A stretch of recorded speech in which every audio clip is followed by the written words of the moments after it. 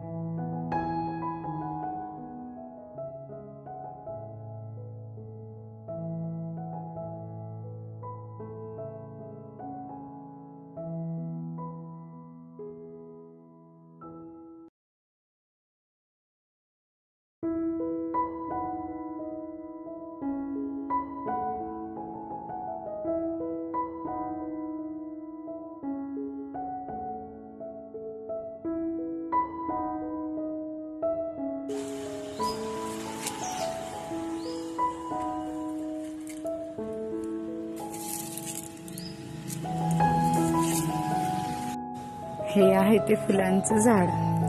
खूप फुलं लागलेली दिसत असतील तुम्हाला. आणि या फुलांचं विशेष म्हणजे ना हे असे खाली लागतात, असे वर नाही लागत.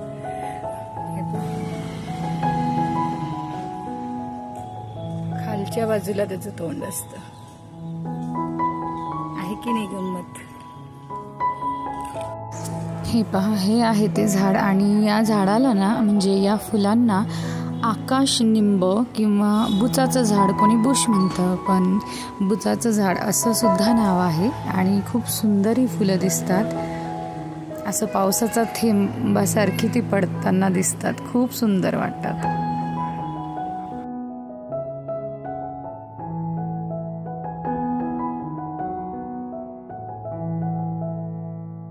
सकाळ सकाळी झुल्यावर बसून सगळं अंगणातली ही हिरवळ पाहायची. आमच्या अंगणातली ही सगळी झाडं आहेत, तुम्ही बघू शकतात. चौफेर पसरलेली लिंबाचं झाड, पेरूचं झाड, चिक्कूचं झाड, फुलांची झाडं, नारळाची झाडं आणि बरेच काही काही झाडं आहे. कडीपत्त्याचं मोठं झाड आहे माझ्या मागे, तुम्ही बघू शकतात. हे कडीपत्त्याचं किती मोठं झालेलं झाड आहे. आणि सगळी हिरवळ पाहायची सकाळी सकाळी उठून. आणि फुलांनी भरलेलं अंगण, असा सडा पडलेला. खूप म्हणजे खूप भारी फिलिंग वाटते आणि खूप छान वाटतं.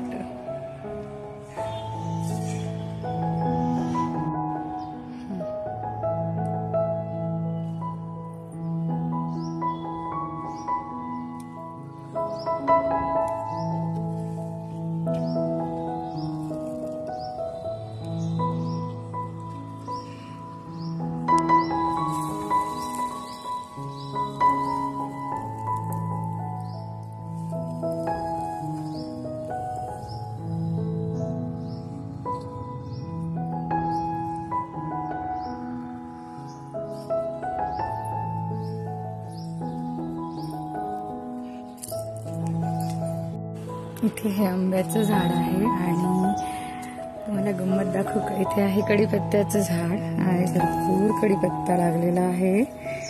आणि फ्रेश कडीपत्ता तोडतो आम्ही जर भाजीला वगैरे हवा असेल तर.